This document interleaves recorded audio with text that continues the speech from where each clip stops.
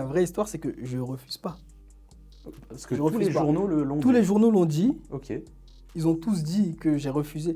Une sélection, ça se refuse pas. L'ailier ou plutôt l'attaquant qui t'a mis le plus en galère sur ton Ouf. côté. Il y en a, je pense que tu as une bonne liste, mais il y a je Qui m'ont pense, mis, vraiment, qui si m'ont mis t'as un, beaucoup en difficulté. c'est ça. Comme je dis souvent dans le foot, moi je dis 80% de chance. Et le reste, c'est les qualités. Bon, ça, personne ne le sait, je le raconte là.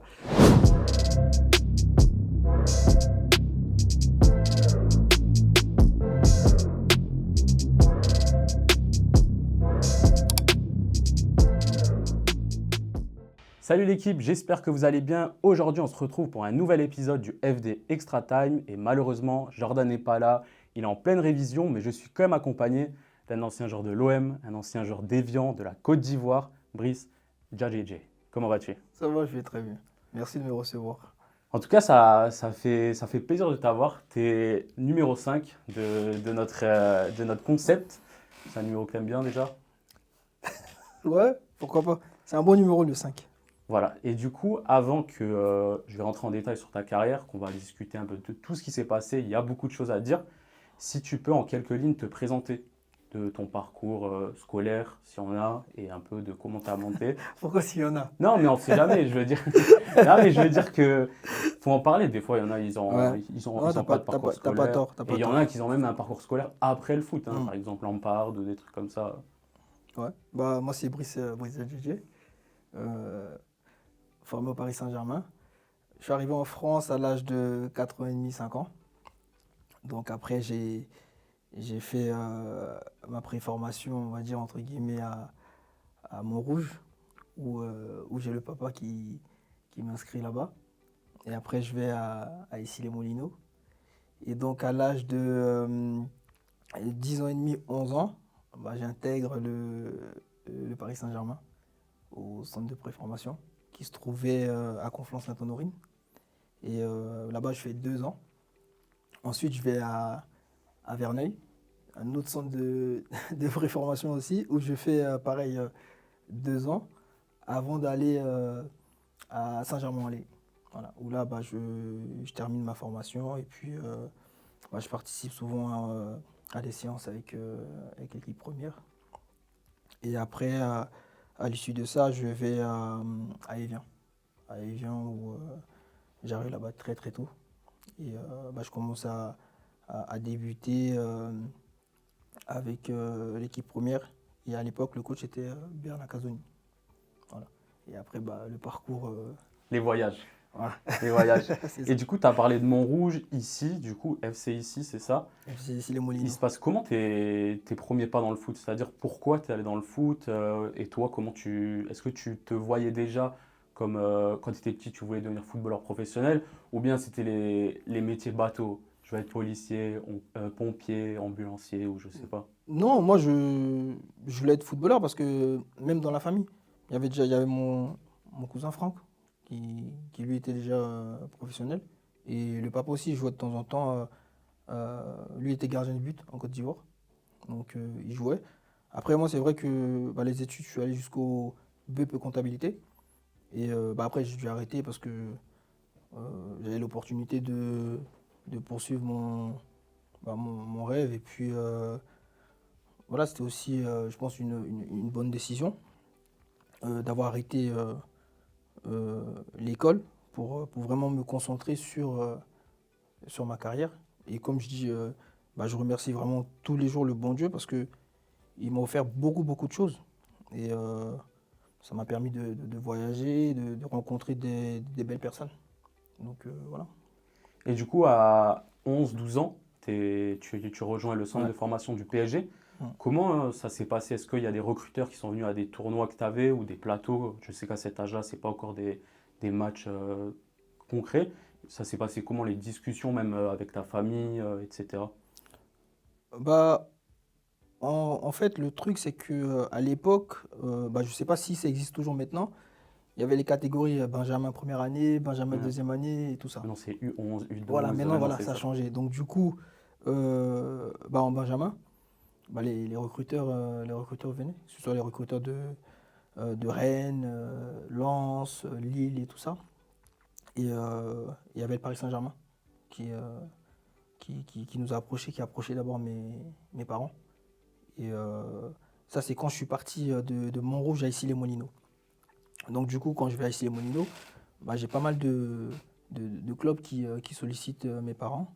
Et du coup, bah, le papa, il fait le choix de partir au Paris Saint-Germain parce qu'il y avait aussi le cousin, Franck, Ok. qui est comme mon frère, donc qui était là-bas. Donc du coup, ça facilitait un petit peu l'intégration parce que lui aussi, il a fait toutes ses classes là-bas, sauf que lui, bon, lui, il a réussi à jouer en équipe première. Et voilà, donc du coup, le fait d'être là-bas, souvent, il venait me chercher les vendredis. Donc, je passais beaucoup de temps avec lui. Et puis, c'est comme ça, bah, petit à petit, bah, je me suis développé jusqu'à ce que je puisse bah, arriver au niveau que j'ai eu, quoi. Et du coup, tu vas pas jouer en pro, c'est-à-dire que tu vas faire une saison avec les 23. C'est ça. Et comme tu as dit, tu t'es entraîné avec le groupe pro, etc. Est-ce que c'est un choix de ton côté ou c'est plutôt un choix du club de ne pas te garder? Bah non, parce qu'en fait, j'avais un contrat, je crois que c'était stagiaire, je crois, stagiaire pro et tout ça. Donc du coup, à la fin de mon contrat stagiaire pro, bah, je reçois des propositions.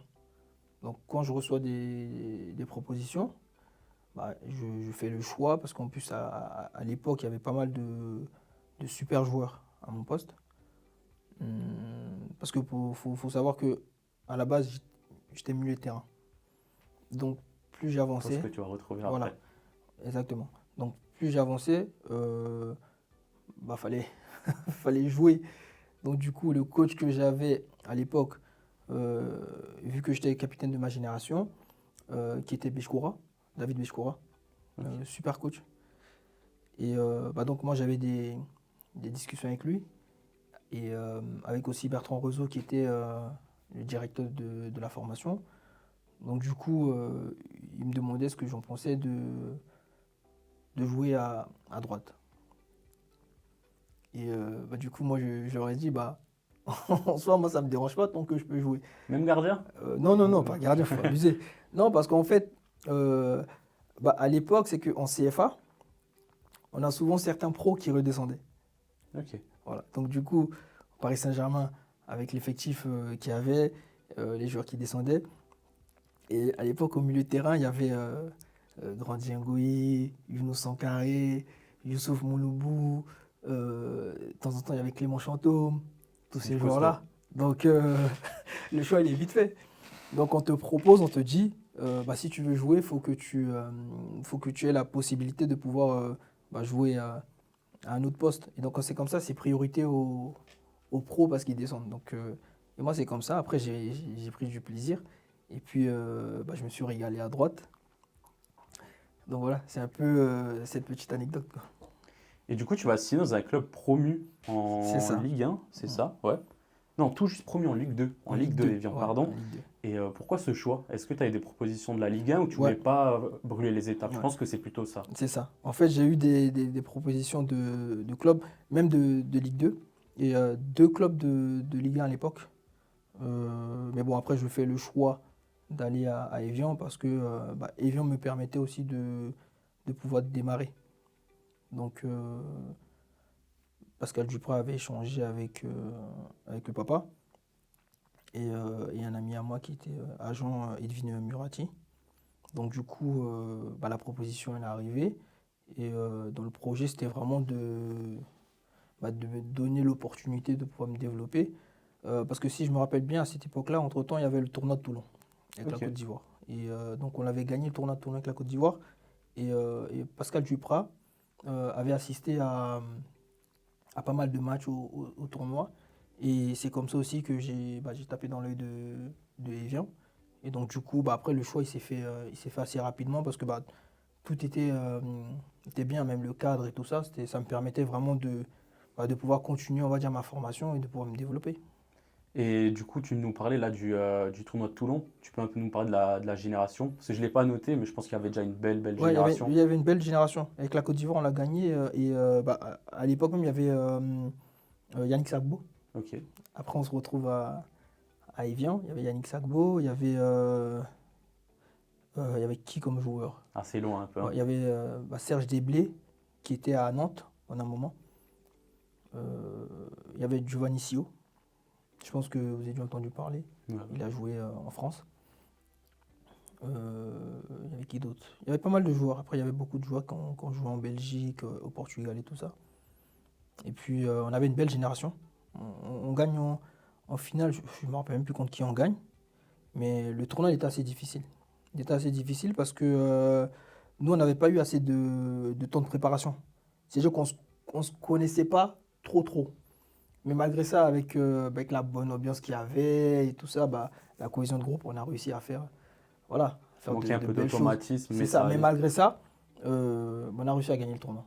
C'est propre en vrai. Et tu gagnes autre chose, tu gagnes aussi la Ligue 2 avec Evian pour Ouais, ta je gagne la première Ligue 2. saison. C'est ça. Ça se passe comment ta première saison en professionnel du coup? Bah, ça se passe plutôt pas mal. Parce que même si c'est vrai qu'au départ, c'était un peu compliqué, bah, parce que j'étais toujours en apprentissage. Donc, c'est-à-dire que bah, les coachs et les dirigeants, ils étaient vraiment exigeants avec moi.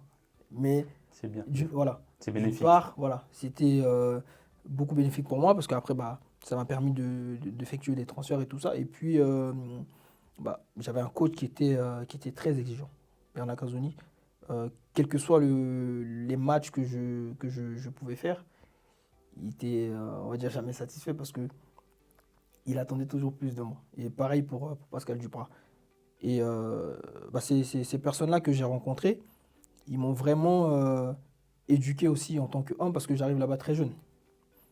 Donc, ils m'ont permis de pouvoir me développer bah, dans de bonnes conditions.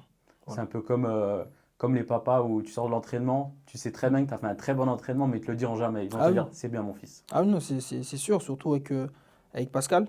Comme je l'ai dit, avec Pascal et Bernard Casoni, c'était vraiment presque chaque 1 à 2 semaines, on avait souvent des réunions. C'est-à-dire que même si je faisais un bon match, bah, il me remettait tout de suite sur le droit chemin en me disant Coco, faut pas t'enflammer. C'est pas parce que tu as fait un demi-match que tu vas t'enflammer. Et ils avaient raison parce que à cet âge-là, quand tu fais deux bons matchs, tu penses que ça y est, t'es professionnel, alors que non, tu viens juste de débuter.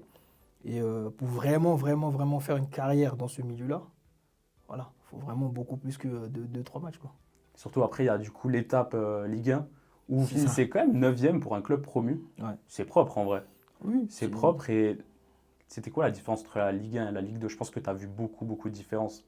Bah, la différence déjà, c'est que bah, les joueurs de Ligue 1 ont beaucoup plus de qualité. Et en Ligue 1, même si c'est vrai que la Ligue 2, c'est dur, très dur, mais moi, je trouvais que la Ligue 1 était un petit peu moins dure que la Ligue 2. Mais Ok, c'était plus intéressant. au niveau Mentalité. de la mentalité, de la réflexion. Et parce qu'aujourd'hui, en Ligue 1, euh, quand tu fais une erreur, tu la payes cash. Alors qu'en Ligue 2, tu peux peut-être rattraper les coups de temps en temps. Et c'est beaucoup, on va dire, physique. Moi, je trouvais que la Ligue 2, c'était beaucoup physique. Même si c'est vrai que la Ligue 1, c'est physique, mais euh, l'intensité, elle varie un petit peu. Ok. Et bah, en Ligue 1, comparé à la Ligue 2, déjà, tu as un petit peu beaucoup plus d'espace pour t'exprimer. Et ça, c'est important aussi, parce que bah, tu montres tes qualités, et les joueurs autour que tu as, c'est des...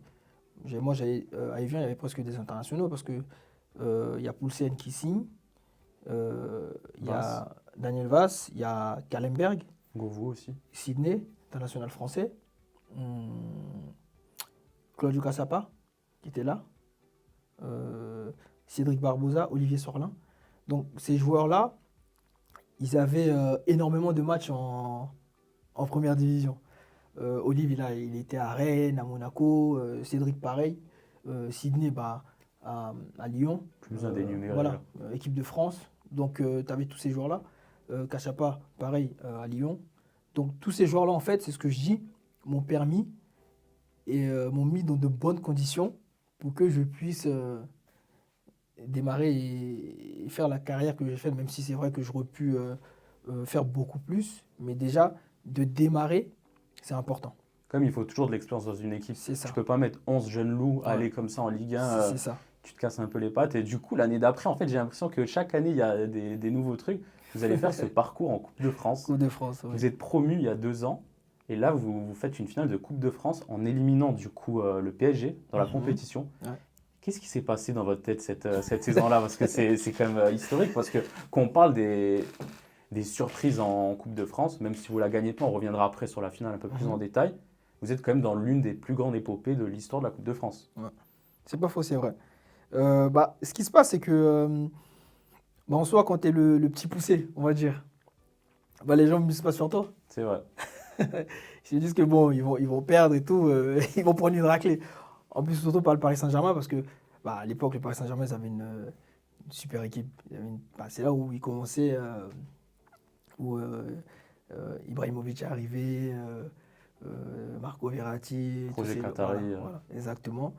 Et donc, du coup, tu te dis, bon, tu joues contre le Paris Saint-Germain, ils vont prendre combien cette équipe? Mais C'est vrai. ce qui était bien, c'est que, comme je dis, nous, on avait des dirigeants qui étaient vraiment, vraiment super. Parce que quand tu as Pascal Duprat, qui lui, c'est un bon vivant, donc il nous appelle les enfants. Voilà, quand il fait ses discours, ses causeries, et tout de temps en temps, les enfants, vous n'avez rien à perdre. C'est vrai. Même si c'est le Paris Saint-Germain, on s'en fout. C'est plus eux qui ont à perdre que nous. Donc, faites ce qu'il faut, et puis voilà, qu'on repart de ce match-là sans regret. Et donc, pendant toute la Coupe de France, c'était ce discours-là. Et même quand on joue contre Lorient, où on bat Lorient, il me semble, je crois, peut-être 3-1 ou je sais pas combien. Pareil. Et pourtant, Lorient faisait partie des belles équipes de la première division. Mais malgré ça, on arrive à les sortir. Et donc, du coup, tout au long du parcours, c'est-à-dire que quand on joue contre des petites équipes ou des grosses équipes, il avait un discours. Et le discours, il est toujours resté pareil, même contre le Paris Saint-Germain. Et puis, on crée l'exploit contre le PSG. Et puis après, Gagné au penalty. voilà, penalty et tout. Et puis, il se passe ce qui se passe. Mais bon, après, c'est C'est dommage. voilà. C'est cette finale-là, le but à la 89e de Diabaté. Et en plus, tu marques en finale. Oui, je Tu marque marques en finale. Le but du 2-2. Ouais, tu remets en Ouais. vie ton club. Il y a du coup. Yannick, je crois qu'eux, ils marquent en premier. Après, Yannick, il égalise. Et il remarque derrière. Et après, moi, je marque. Ça fait 2-2.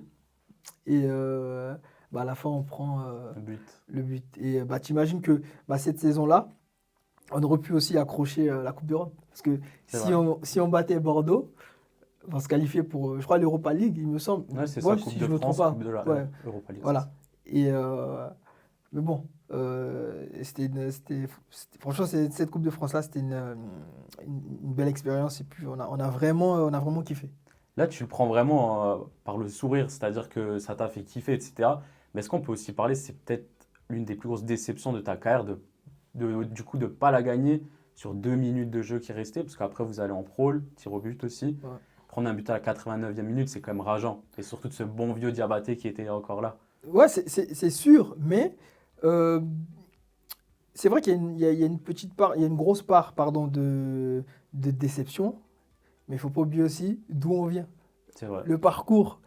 Et les gens, je me rappelle toujours parce que les gens qui nous voyaient déjà sortir au bout du premier tour, donc du coup, quand tu te retrouves en finale, en fait, C'est que tu du te dis bonus. c'est que du bonus. Ouais, voilà. Et, tant qu'à faire, si tu la gagnes, tu es content. Si tu la gagnes pas, c'est vrai que tu es triste et tout, tu es déçu. Mais c'est quand même une belle expérience, en plus par rapport à Evian, qui venait de monter, je crois, 1 an ou 2 ans avant, et qui se retrouve en finale de Coupe de France en sortant le Paris Saint-Germain.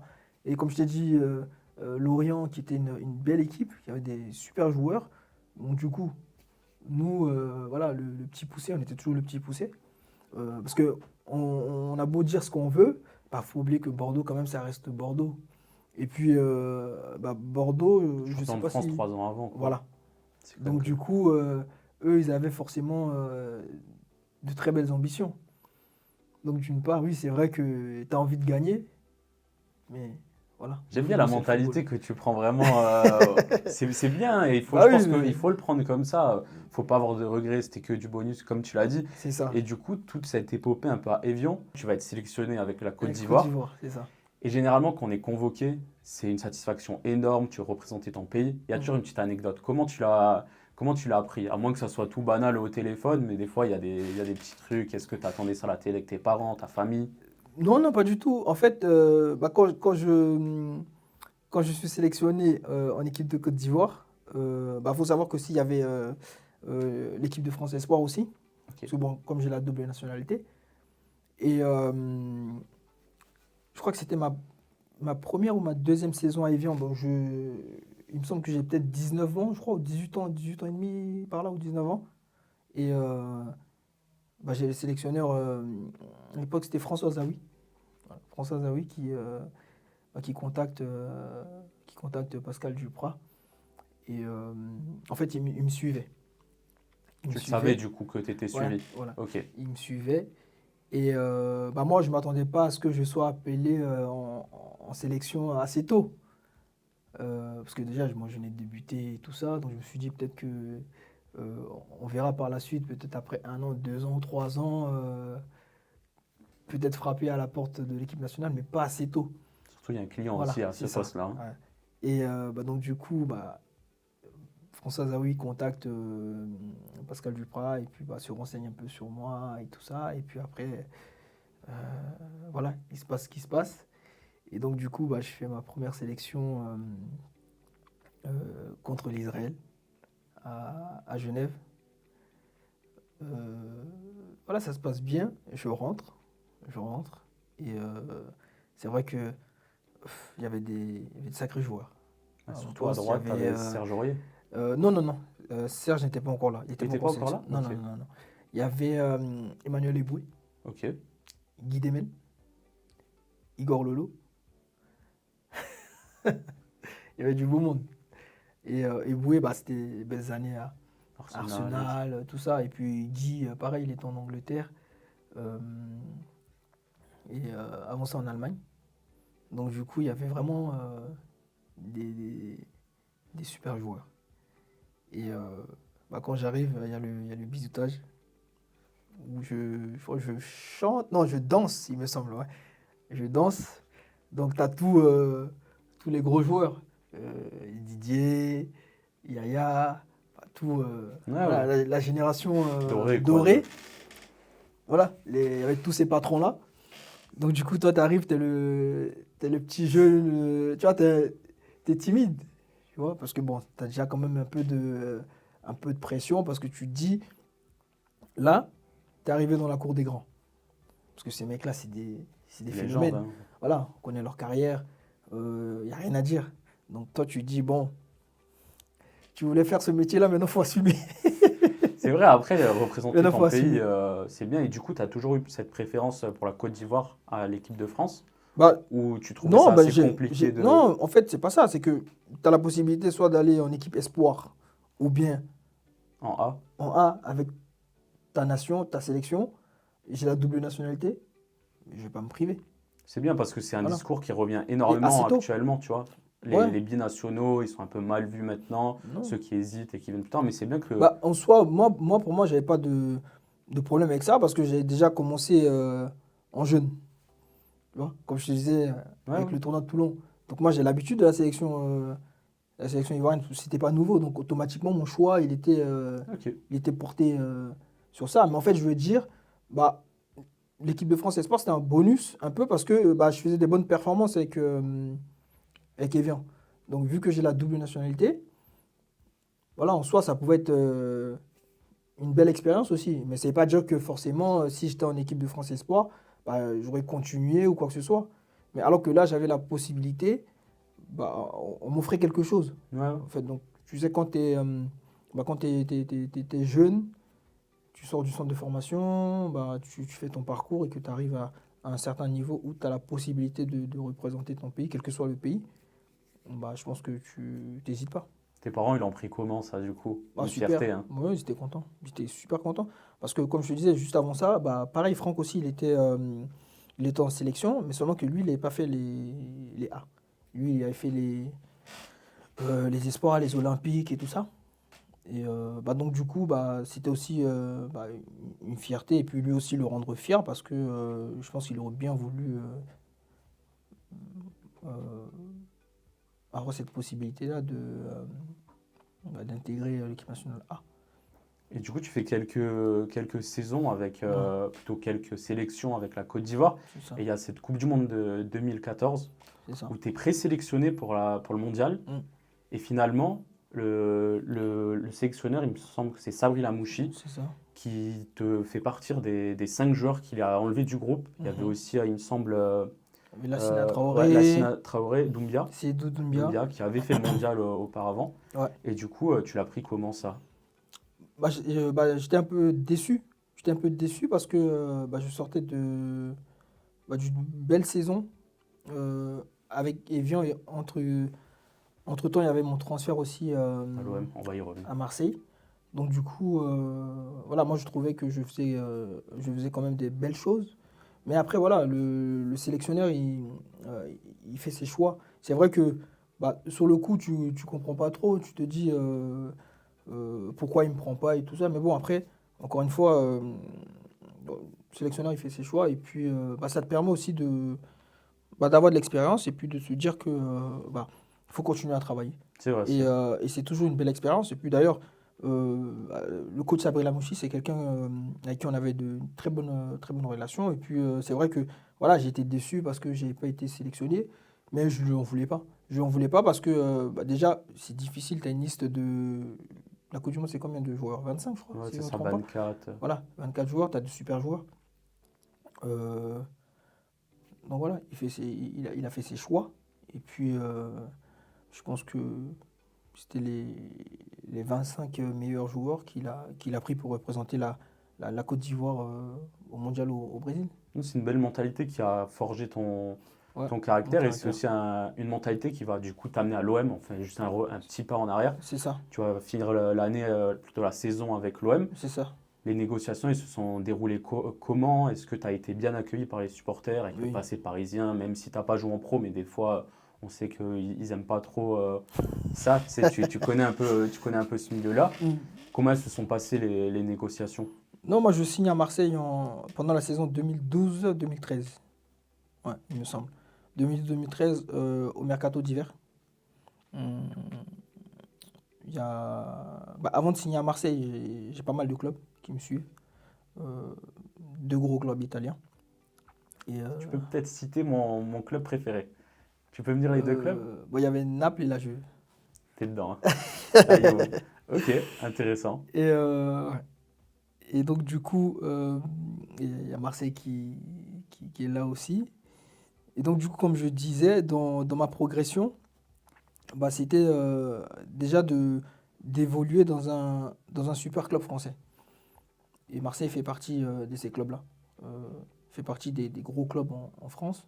Donc, du coup, moi, je voulais pas euh, griller les étapes et tout ça, et puis vraiment prendre mon temps et puis progresser. Et sachant que quand tu regardes dans ces clubs-là, les joueurs qu'il y avait au poste, c'est des internationaux. C'est vrai, Euh, à la Juve, tu avais Stéphanie Steiner, très fort.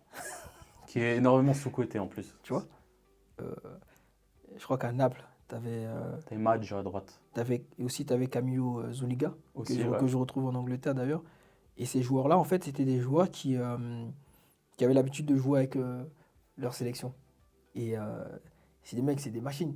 Ils font trentaine de matchs par saison, voire une quarantaine. Donc du coup, euh, toi, tu es jeune, tu te dis, si tu vas là-bas, sachant que le truc avec la Juventus, c'est qu'eux, ils voulaient me prendre, me reprêter à Evian et tout ça. Tu vois. Bon, ça, c'était l'agent qui était en direct qui nous informait de toutes les décisions. Et puis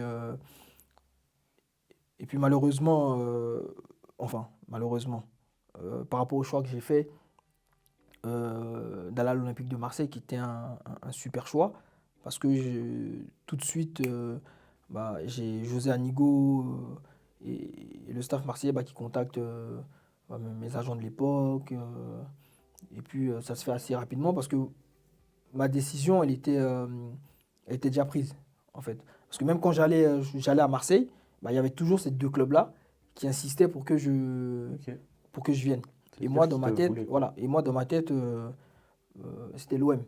Parce que 2 ans avant, quand je suis à Evian, une anecdote, on va en vacances avec bah, l'un de mes meilleurs amis et tout ça, chez sa sœur à Arles. Donc, Arles-Marseille, Ouais, c'est c'est pas pas très loin. loin. Donc, du coup, on va au Vieux-Port. Et bon, ça, personne ne le sait, je le raconte là. On va au Vieux-Port et on marche, on marche, on marche. Et puis, paf, nez à nez, on tombe sur la boutique de l'OM. Et, et l'un de mes meilleurs amis, lui, c'est Paris Saint-Germain. Ok. Donc, du coup, on fait une blague. Il me dit, si Marseille te veut, tu signes à Marseille ou pas? Je le regarde, je lui dis, bah oui, pourquoi je signerais pas? Je t'assure, c'est passé comme ça. Il me dit, ok, vas-y, bah viens alors, on rentre dans la boutique de Marseille. On rentre dans la boutique de l'OM. Il me dit, choisis un maillot. Je lui dis, mais t'es sérieux, je vais choisir un maillot? Je lui dis, mais comment tu veux que je choisisse un maillot? Je ne joue pas à Marseille, je peux pas choisir un maillot. Et en plus, juste avant ça, on avait joué contre Marseille avec Evian pendant la saison et tout. Et bah, du coup, je crois qu'il prend un maillot. Mais sa grande sœur, elle, c'est une fan de l'Olympique de Marseille. Tu vois. Donc, du coup, elle, bah, après qu'on rentre, on lui raconte un peu on était dans la boutique de Marseille et tout. Et elle me dit, bah, ça serait bien que tu signes à Marseille. Et je t'assure, même pas quelques mois après, paf, T'as pensé à eux, j'ai du l'OM. coup. Bah oui. Et donc, même souvent, on en reparle et tout. Et puis, paf, il y a l'OM qui me sollicite. Bah, il y avait l'OM, il y avait aussi Lyon, Lille, tous ces clubs-là qui étaient intéressés. Et après, je fais le choix d'aller à Marseille. Et en plus de ça, bah, Marseille, ils avaient voilà, des super joueurs. Et puis, pareil, encore une fois, comme je dis, j'étais tout le temps dans l'idée de la progression. Et puis, il n'y avait que des internationaux français là-bas. C'est vrai. Steve, Mathieu, Jimmy Payet, Las, Dédé après, il Gignac. y avait Las. Là, il est venu après. Ouais. Mais ce que je veux dire par là, voilà, Marseille, c'était Marseille. Et puis en plus de ça, bah, c'était la période où ils essayaient de faire la transition entre les joueurs expérimentés et les jeunes. Mais c'est vrai que tu prends du coup ce choix-là, vous finissez sixième la première saison. C'est ça. Euh, Quand et j'arrive. ouais, c'est ça. Et j'ai une petite stat Non, assez. on finit mal, hein? Non, sixième. Sixième? Sixième, vous finissez. Ok, Ça, j'ai d'accord. vraiment bien vérifié. Ok. Et j'ai une stat assez sympa sur tes 6 mois que tu as fait, tes 6 premiers Mhm. mois, ta première saison. L'OM n'a jamais perdu quand tu étais sur le terrain. Oui, c'est vrai. C'est dingue quand Oui, oui, même. on me l'a dit ça. Ah. C'est-à-dire que dès que tu jouais pas, ils pouvaient perdre. Mais dès que tu étais là, tu étais un peu le Le porte-bonheur de porte-bonheur. l'OM. Ouais, c'est vrai que on me l'a rappelé ça. Bah, après, quand j'arrive, moi j'étais toujours en apprentissage et puis je regardais beaucoup parce que c'était Rod qui jouait à international français. Donc j'apprenais beaucoup avec lui. Même si je ne jouais pas tout le temps, bah, des fois aussi c'est toujours bien de regarder. Et bah, moi c'est ce que j'ai kiffé.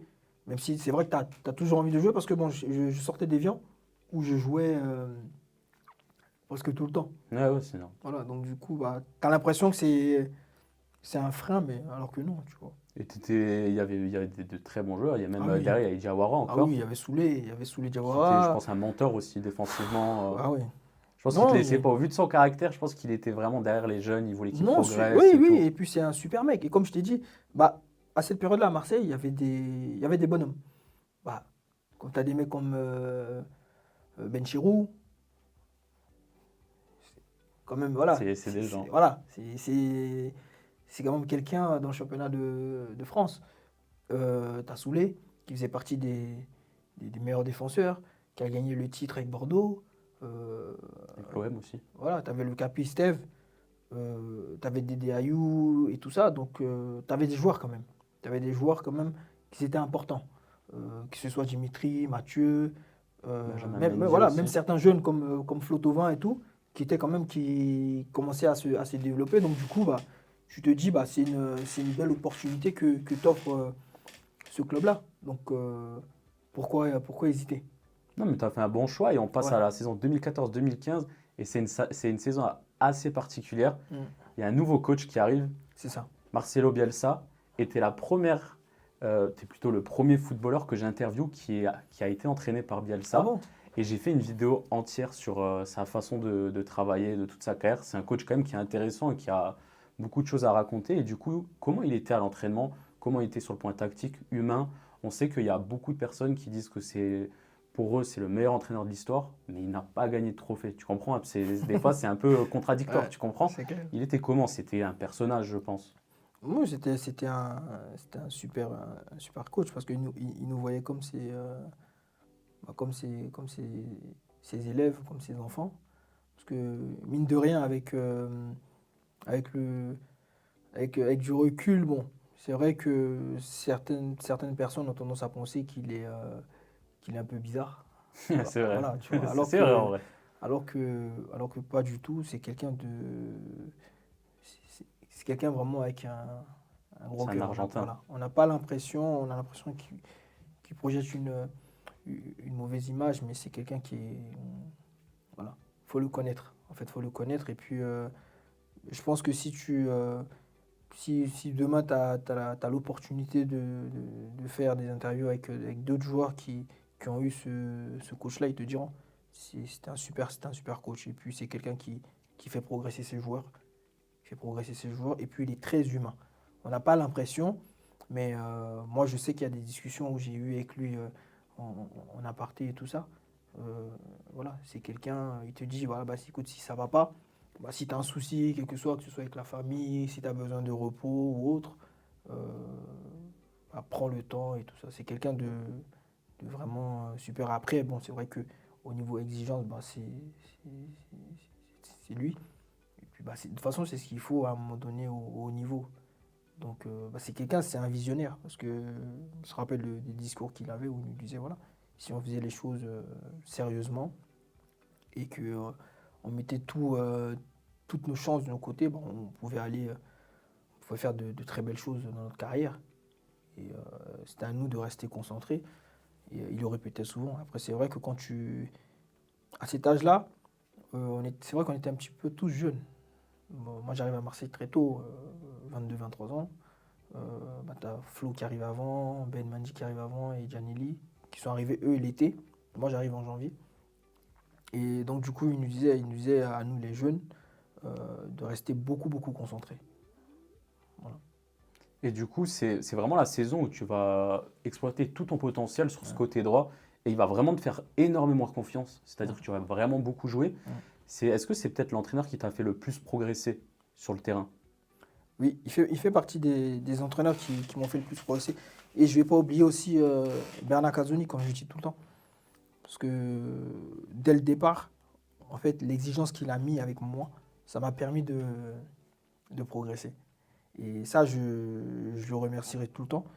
Et ensuite, il y a Marcelo, où là, bah, j'arrive avec un petit peu plus d'expérience. Parce que je sors quand même de belles saisons à Evian et j'enchaîne les matchs. Je crois que je reste à Evian, je reste à peu près 3 ans et demi, par là, 3 ans, 4 ans, quelque chose comme ça. Donc du coup, j'ai quand même pas mal de matchs, que ce soit en deuxième division ou en première division. Et bah, après, il y a Marcelo qui vient ensuite améliorer, on va dire, mon potentiel, essayer de peaufiner, tout aussi en étant exigeant. Et il fait partie aussi des coachs qui m'ont marqué et qui m'ont apporté beaucoup. Bon, même si après, c'est vrai que, bon, comme on dit souvent dans le football, il faut avoir de la chance. Mais malheureusement, moi, j'ai une grave blessure après. Quand je quitte Marseille, j'ai une grave blessure qui m'a beaucoup freiné. Parce que ça m'a mis sur le côté pendant au moins 2 ans, presque. 1 an et demi, 2 ans. Donc, du coup, tout ce que j'avais appris et puis tout ce que j'avais fait repartait à zéro. Et donc, quand c'est comme ça, après, c'est très difficile. Il y a cette fameuse saison où vous êtes leader jusqu'à la 19e journée, c'est-à-dire plus que la moitié du championnat. C'est ça. Et à un moment, tout va s'écrouler. Vous allez finir 4e, C'est ça. qui est quand même pas mal, mais au vu de comment la saison a commencé, vous étiez devant Lyon, vous étiez devant le PSG, toutes les équipes, même le FC Metz. Du coup, il s'est passé quoi cette saison? Parce qu'on se pose tous la question, comment un club peut s'écrouler aussi rapidement et avec autant de sûreté au final? Parce que pendant les 19 premières journées, vous étiez vraiment irréprochable. Vraiment, on s'est dit, Bielsa, ben, la méthode Bielsa, elle a bien pris Elle marche. et ça va aller jusqu'au bout. Bah, malheureusement, comme tu l'as dit, hein, on s'est écroulé. Bah parce que en fait, je pense qu'on était, on était fatigué, je pense, parce que c'est quelqu'un qui fait pas énormément de tournées. Ok. Et on sortait d'une grosse préparation. Et après, bah, on va dire que ce sont les mêmes joueurs qui ont commencé les matchs de préparation, bah, qui ont débuté le championnat et tout ça. Et puis lui, il n'est pas beaucoup dans le turnover. Donc du coup, à un moment donné, voilà, en plus avec les matchs d'équipe nationale et tout, avec les voyages et tout ça, donc du coup, bah, quand on revenait, on devait encore jouer. Donc du coup, voilà, ça fait que on n'a pas réussi à maintenir la cadence. Et puis, malheureusement, on perd le titre, même si on termine champion d'automne. Mais bon, après, on perd le titre, mais c'était une belle saison. Je pense que cette saison, elle fait partie des meilleures saisons de Marseille, je pense. Si on demande à certains supporters, je pense qu'on leur a donné du plaisir. Et même aux amoureux Ah ouais. du football, parce que C'était regardé. à cette période-là, avec Marseille, tu pouvais jamais voir un match juste avec un but. Minimum, c'était 2 ou 3 buts. Même si c'est vrai que nous, on en prenait, mais on en mettait, on en mettait aussi. Et les gens prenaient du plaisir. Donc, et je pense que de football, avant tout, c'est de prendre du plaisir. Eux, ils prenaient du plaisir. Toi, tu Voilà, prenais du plaisir. c'est ça. Et c'est aussi cette année-là où tu vas prendre une décision assez surprenante. En tout cas, quand j'ai découvert ça, moi, ça m'a surpris. Tu refuses d'aller à la CAN 2015 avec la Côte d'Ivoire pour te concentrer à l'OM. Non, mais en fait, Pourquoi ce choix, non, du coup? la vraie histoire, désolé de te couper, la vraie histoire, c'est que je refuse pas. Parce que Je tous les refuse pas. journaux l'ont Tous dit. les journaux l'ont dit. Ok. Ils ont tous dit que j'ai refusé. Une sélection, ça se refuse pas. C'est ce que je me suis En dit. plus, C'est le pays. voilà, quand tu as bataillé, parce que depuis, comme je dis encore une fois, depuis le centre de préformation, parce que les gens ont tendance à oublier. Parce que dès le centre de préformation, ça commence déjà. Tout ce qui est concurrence, état d'esprit, faut se bagarrer. Parce que vous êtes on va dire des jeunes de différents horizons et tout ça, et on vous met dans un centre de formation parce que vous êtes bons et tout. Mais le problème, c'est que il n'y en a pas beaucoup qui vont signer pro et après faire carrière. Donc c'est-à-dire que déjà, à partir de 10, 11 ans, tu as déjà des déceptions. Tu vois ce que je veux dire? Donc quitter ta famille, quitter tes parents, aller au centre, essayer de réaliser ton rêve et que demain, tu as la sélection qui t'appelle et tu refuses. Non, tu peux pas. Surtout, ça m'a surpris parce que Voilà. tu avais fait tous les matchs de Voilà, qualification tu et vois? au final, tu n'y es pas. Non, parce que le truc, c'est que moi, j'ai eu une discussion avec le coach. Et c'était la période où, à Marseille, bah, ça se passait super bien. Et moi, je sortais d'une déception par rapport à la Coupe du Monde au Brésil, où je n'avais pas été sélectionné. Et à l'issue de cette Coupe du Monde, Coupe du Monde-là, je n'ai pas pris de vacances. C'est-à-dire que quand on m'a annoncé que je n'allais pas participer à la Coupe du Monde, bah, j'aurais pu prendre des vacances. Mais non, tout de suite, je suis reparti à Marseille, reprendre avec l'équipe première. Et donc, du coup, ce sacrifice-là que j'ai fait, tout ce travail-là, bah, en fait, je voulais que le sélectionneur soit un petit peu clair avec moi parce que c'est vrai que souvent, il voulait me faire jouer à droite, souvent à gauche. Et donc, moi, je lui ai dit, moi, ça ne me dérange pas, mais en soi, faut être clair. Même si c'est vrai qu'il y avait des super joueurs. Il y avait des super joueurs. Mais j'avais besoin Clarté, quoi. voilà. Aussi, par rapport, c'est ce que je dis, à ce qui s'est passé avant. Je comprends où je sors d'une déception et j'ai pas encore envie de repartir sur une deuxième déception parce que là, tu t'es imposé à Marseille. Et je ne me suis pas imposé devant n'importe qui. Je me suis imposé devant des internationaux. Parce qu'il faut dire que Rod, il a quand même fait des sélections en équipe de France. Et c'est pas n'importe qui.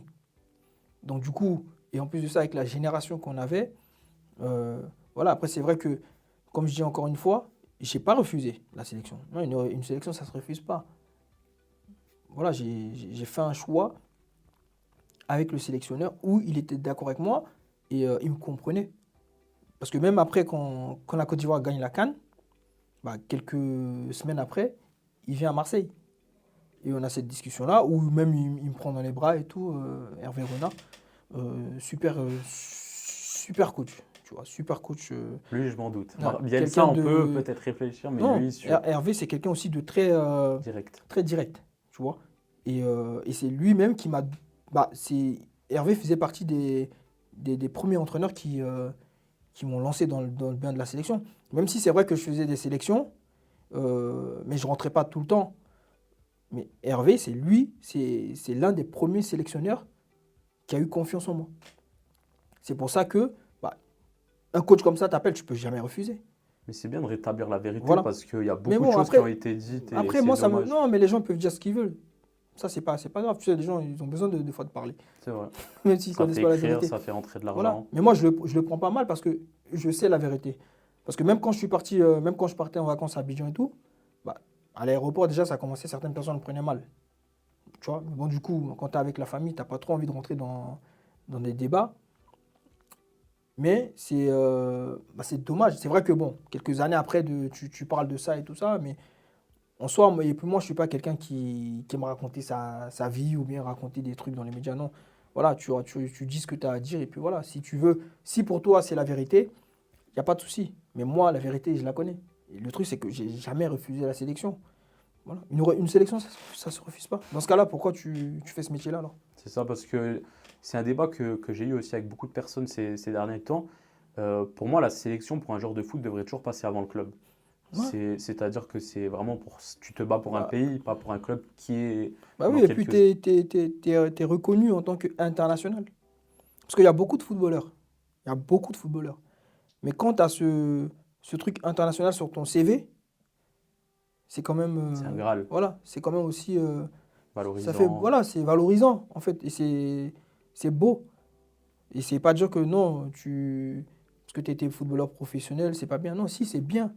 Mais quand tu franchis le cap du niveau international, là, c'est dire que tu fais partie des meilleurs joueurs de ton pays. Et t'imagines il y a combien de joueurs? Tous ont envie d'être en sélection.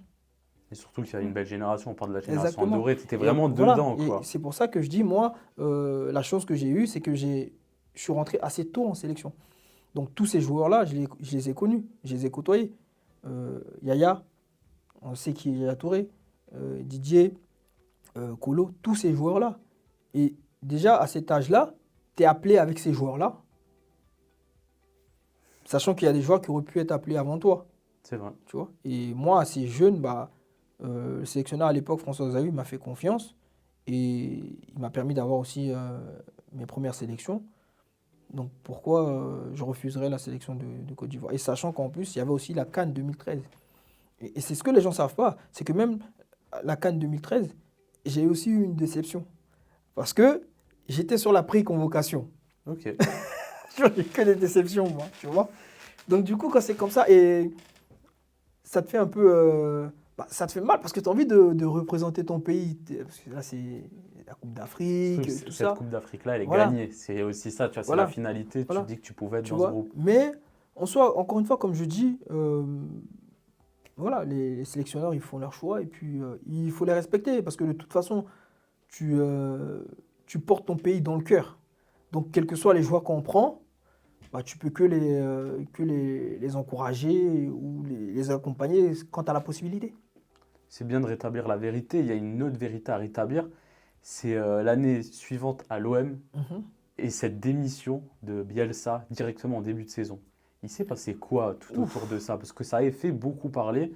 Et le voir quitter l'OM au bout d'un match, c'est quelque chose qui n'était jamais arrivé. Ouais. Même maintenant, avec les licenciements qu'on a eu des coachs, que ce soit Ten Hag, ils sont partis au bout de 2 ou 3 matchs. Là, il est parti au bout d'un match Bah, il est parti au bout d'un match, de championnat, du ouais, coup.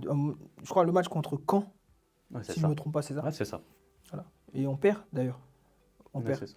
Bah, je pense que Marcelo était pas content, n'était pas satisfait parce que il n'avait pas reçu tous les joueurs qu'il voulait pour préparer la saison.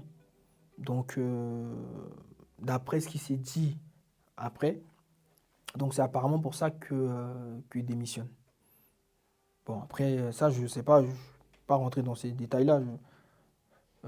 Ça, il faut poser ça aux dirigeants de l'époque. Ils pourront te donner plus d'informations.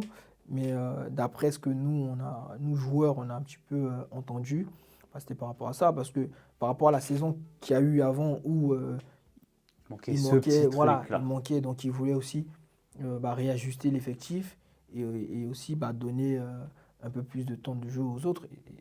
Mais malgré ça, on avait quand même de super joueurs. Ouais, Mais bon, après, le coach, encore une fois, il a pris sa décision, Après, voilà.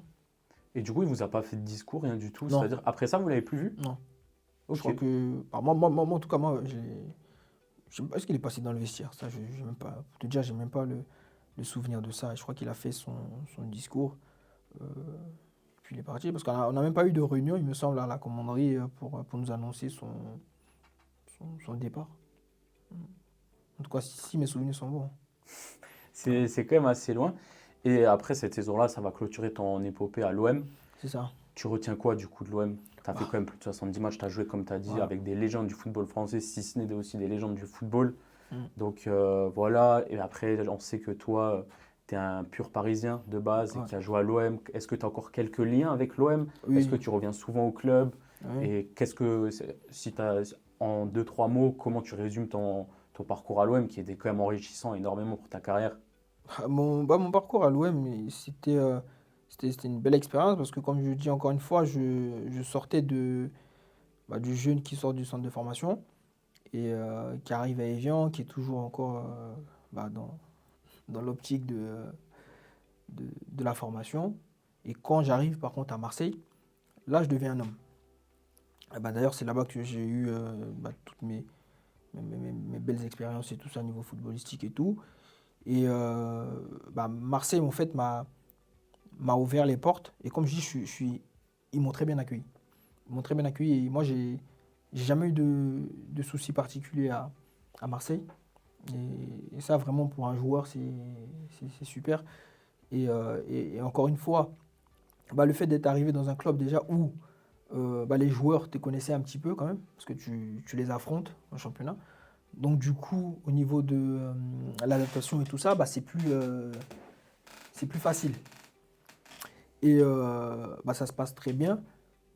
C'est vrai que moi, j'aurais voulu rester un peu plus longtemps à Marseille, peut-être encore 1 an ou 2 ans de plus. Parce que moi, dans ma tête, je me mets toujours, quand je vais dans un club, c'est de rester au minimum 4 ans. Ok. Voilà. Et 3-4 ans. Et je pense que quand tu restes assez longtemps dans un club, ça te permet aussi de marquer, on va dire, ton empreinte dans ce club-là et pas repartir comme ça, tu viens Ouais, et ouais. tu repars presque comme un voleur. Non. Et, mais malgré ça, quand même, je fais 70 matchs. Et faire 70 matchs déjà à Marseille, c'est. Et quand tu as fait 35 matchs sous Voilà, Bielsa, voilà. c'est comme 70. Voilà. Et faire 70 matchs à Marseille, et on connaît Marseille comment c'est, la pression qu'il y a. Ouais, elle est vraiment Voilà. forte. C'est vraiment La une grosse, pression, grosse ouais, pression. la Le pression qu'il y a, vélodrome. qui est. Mais bon, mais de toute façon, quand tu fais ce métier-là, voilà, faut la supporter, la pression. Euh, on connaît le club. Euh, Quand ça va bien, ça va bien. Quand ça va mal, ça va mal. Donc, du coup, faire de belles saisons là-bas.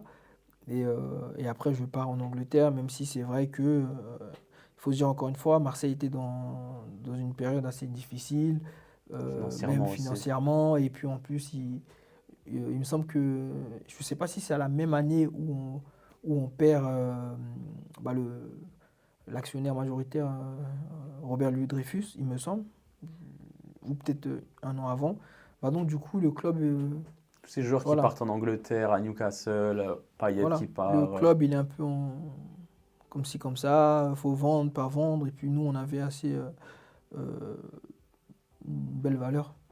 À l'époque, je veux dire, bon, maintenant Oui, c'est c'est différent. Le complètement football, il a différent. changé. Voilà. Donc, et puis après, il y a Imbula qui part à Porto, moi je pars à Watford, Flo qui part à Newcastle. Euh, Fallait renflouer les voilà, caisses, quoi. voilà. Dede Ayou qui part à Ouais, c'est ça. Swansea, après Steph aussi qui part à Crystal Palace. Donc, il y a eu pas mal de départs. Dédé Gignac qui part, lui, au Mexique. Ouais. Donc, il y a eu beaucoup de départs. Et quand tu regardes ces départs-là, c'était des joueurs importants C'était le noyau. voilà, c'était des joueurs importants de l'effectif euh, pendant ces périodes-là. Voilà, je fais le choix d'aller en Angleterre. Encore un promu. Décidément, t'aimes beaucoup les promus. Est-ce que c'était un plan dans ta carrière d'aller en Ouais. Angleterre? Ouais, c'était Ouais. quelque chose que tu voulais. Tu Ouais. voulais te tester au football anglais? Ouais. Bah, bien sûr, ça fait partie des meilleurs championnats. Et comme je t'ai dit, tu sais, quand t'es suivi par des gros clubs, t'es suivi par des gros clubs, à un moment donné, il faut être lucide. Il faut pas se voiler la face. Tu sais que si tu vas, je te prends l'exemple de Arsenal-Chelsea, encore une fois, tu as des internationaux. Tu as des Ivanovic, tu as des Bozingua, tu as des Bakary Sagna, tu as des Gaël Clichy. Tu as des joueurs, ça va être compliqué Les bouger. de les bouger. Mais dans ta tête, tu dis pas peut-être, Non, bah j'y vais. non, j'y vais pas. Je ne vais pas prendre le risque d'aller faire 2 3 matchs. Vaut mieux aller dans un club où tu peux jouer 20 25 matchs. Tu vois ce que je veux dire? C'est Et en vrai. plus de ça, tu vas dans un club qui te veut. Pas, oui, c'est vrai que les gros clubs, ils te suivent, des super clubs. Mais le problème, ils te font comprendre, ou ils font comprendre à tes représentants que même si tu viens, ça va être compliqué de jouer. Soit on va te prêter, soit on va te faire ci.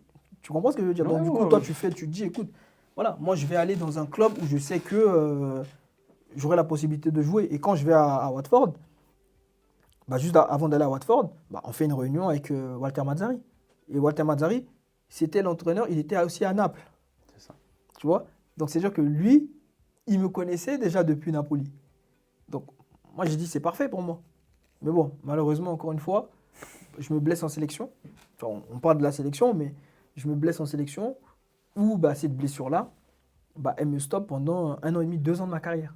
Et ça, c'est l'une des blessures qui m'a fait le plus mal, tu vois. Alors que dans mon projet, bah, de ce que j'avais prévu pour ma carrière, aller toujours dans des clubs tremplins, quand je dis tremplin entre guillemets, Oui, on a compris. voilà, des clubs, pas forcément des gros clubs, ou qui jouent tout de suite le titre, pour essayer après petit à petit De monter, de étape monter. par étape, quoi. Exactement, étape par étape. Parce que même quand je vais à Watford, j'ai 25 ans, 26 ans. Ouais, t'es à Voilà, fleur de donc l'âge. voilà, exactement.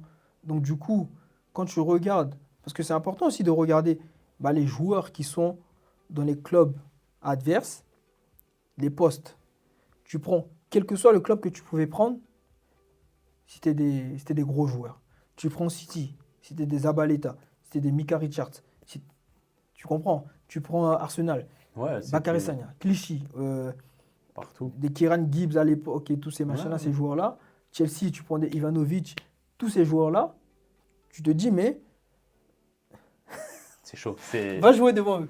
c'est- Tu vois? c'est- c'est vrai, et comme tu dis que tu vas te blesser et tu vas apprendre quand te sélectionne pas pour la première ligue. Je C'est pense ça. que c'est un coup et c'est une petite déception Ouais. qui n'est pas due à toi au final, hormis ta blessure.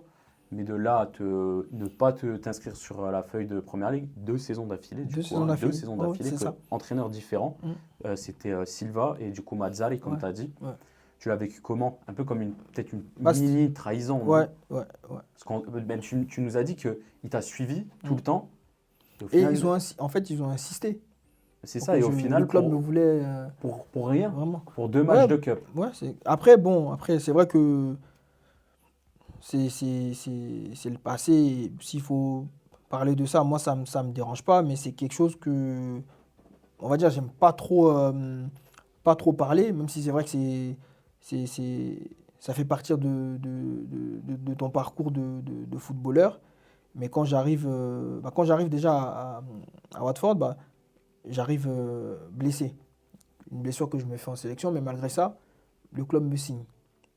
Et en fait, dans le protocole bah, du docteur à l'époque, qui était Christophe Baudot à Marseille, bah, c'était une période de récupération d'à peu près 4 à 5 semaines en fait pour que je revienne bien le temps que ça cicatrise et tout. Et malheureusement, voilà, il se passe ce qui se passe, faut faire les entraînements et tout ça, et puis ça guérit pas, ça répète encore, et puis je repars dans un système où je fais pas mal de voyages entre l'Italie, l'Espagne, pour essayer de trouver des spécialistes et tout pour pouvoir reprendre. Et après, quand je reviens, je fais 2 matchs De club, du de coup. cup. Et après, la saison se termine. On part en Autriche. Et préparation, je faisais une super préparation. Marco Silva, il était content de moi. Les dirigeants étaient contents de moi. Et malheureusement, je me reblesse encore. Je me Même blesse. endroit, du Non, coup? non, je me blesse au doigt. Fracture du doigt. Le doigt complètement. Au foot, à Ouais, l'entraînement? ouais, l'entraînement. Ok. Fracture. Donc, du coup, euh, il faut m'opérer. Et entre-temps, le championnat, Début. voilà, il va débuter et tout. Mais malgré ça, ils sont un peu hésitants. Ils essaient de me mettre dans la liste. Et après, ils ne me mettent pas dans la liste. Et après, il y a un gardien aussi qui se blesse. Et donc, du coup, quand ce gardien il se blesse, après, ils font signer un autre joueur, Darin Lanmat, qui était à Newcastle, mais qui voulait partir de Newcastle. Donc, du coup, ils le font signer pour me remplacer. Et, euh, et c'est comme ça que j'ai pas pu évoluer dans un club où je suis parti à la base pour jouer. Donc après, j'ai des sollicitations en championship et en France. Et je fais le choix de venir à Lens pour jouer, pour me relancer et tout. Et le Racing m'ouvre ses portes. À l'époque, c'était Eric Sicora et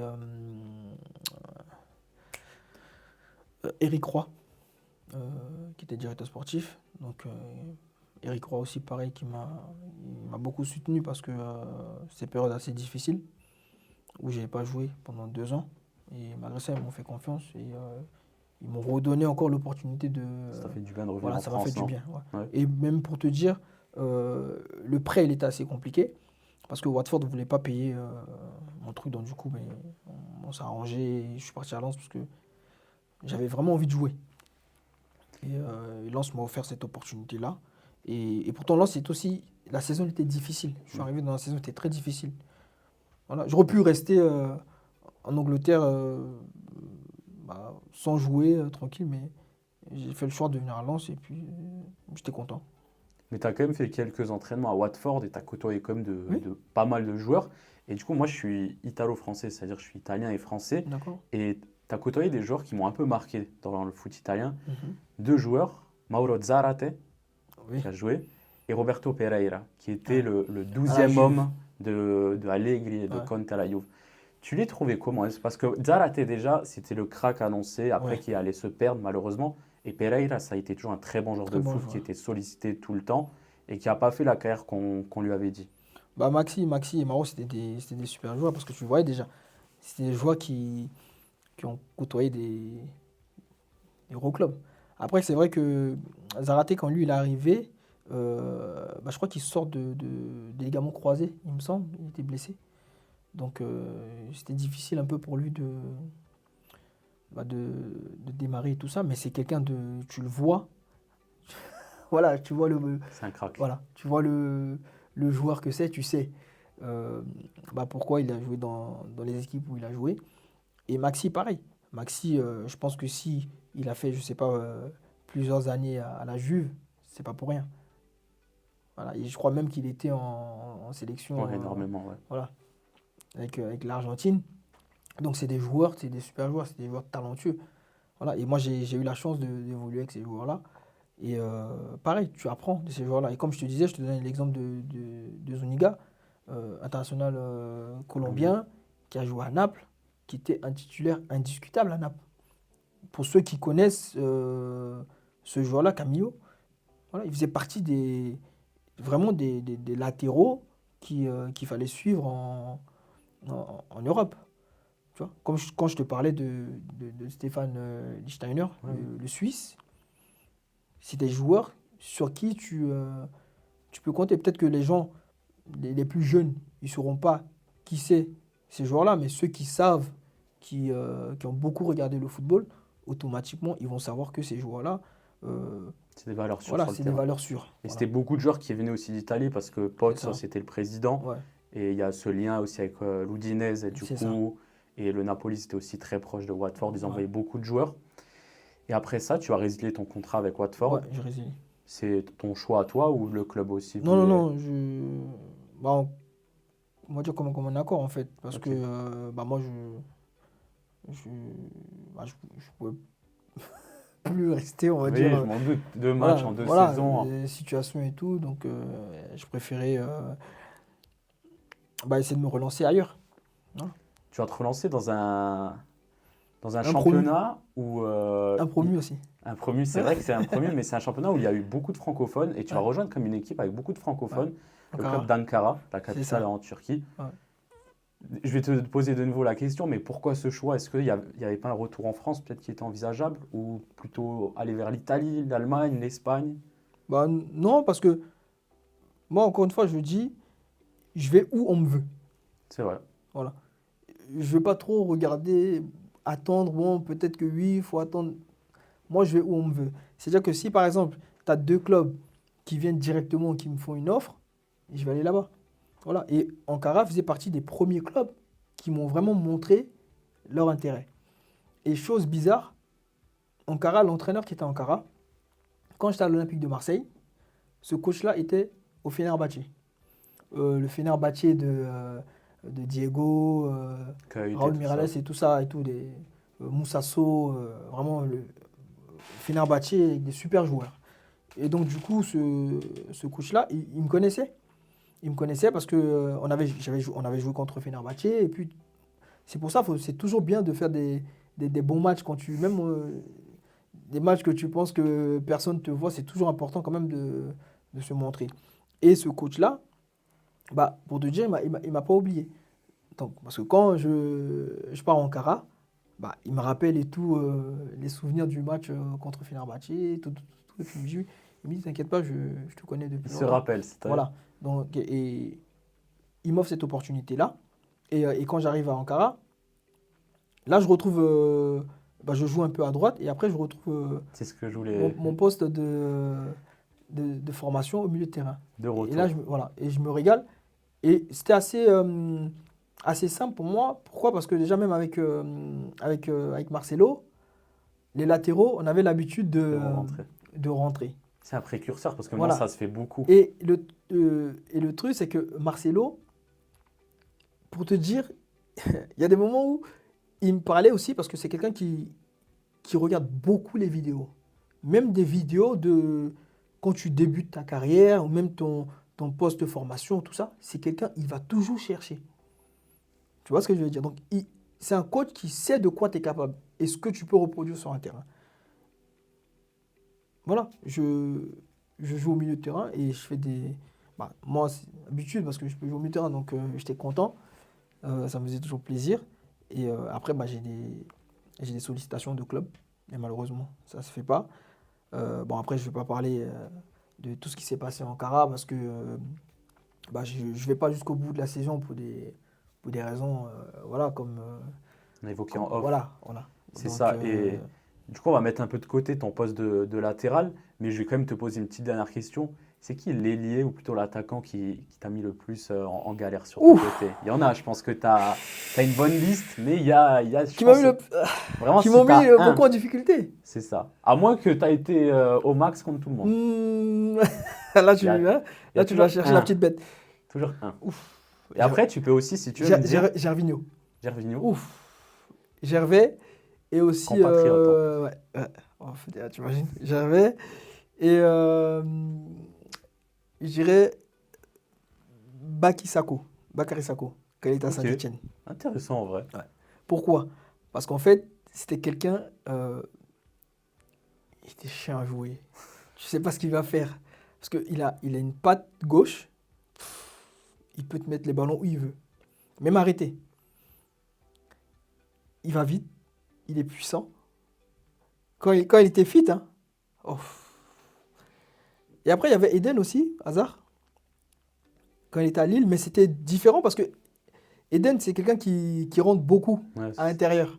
Mais alors que les deux autres, c'est des ailiers purs. et en plus, ils sont solides. Baki est solide. Et ouais, ces joueurs-là. Gervinho, tu l'avais à l'entraînement aussi, du coup, quand tu étais en Côte d'Ivoire. Tu disais, c'est pas possible, il est Gervais, tu me encore là. fatigues. Et Gervais, c'est un joueur aussi pareil. Lui, il va super vite. Il dribble. Donc, c'est quelqu'un, tu sais, que tu laisses un petit espace, c'est fini. Et toi, tu étais déjà assez rapide en plus. Oui, mais lui, le truc, encore c'est que plus. lui, c'est, comme on l'appelle, hein, la Jaguar. C'est son surnom. Ouais, c'est vrai. Donc, c'est quelqu'un, tu sais pas à quel moment il peut démarrer. Parce que quand il démarre, si tu n'es pas prêt, même des fois, même si tu es prêt, c'est compliqué de l'avoir. Donc, imagine maintenant si tu n'es pas prêt. C'est Tu vrai. fais comment? Tu regardes le numéro, là.